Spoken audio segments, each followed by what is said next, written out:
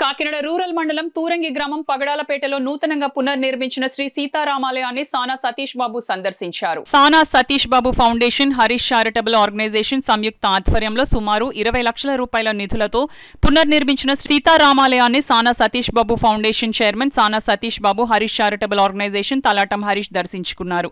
ఆలయానికి విచ్చేసిన సానా సతీష్ బాబుకు తలాటం హరీష్ పూలమాల వేసి సాలువా కప్పి ఘనంగా సత్కరించారు. అనంతరం సానా సతీష్ బాబు శ్రీ సీతారామ లక్ష్మణ ఆంజనేయ స్వామివారి విగ్రహాలకు పూలమాలలను అలంకరించారు.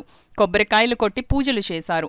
ఈ కార్యక్రమంలో ఆలయ కమిటీ సభ్యులు సత్యబాబు, నాటి రమణ, అబ్బులు, అబ్బాయి, స్థానిక పెద్దలు, మహిళలు పెద్ద సంఖ్యలో యువత పాల్గొన్నారు.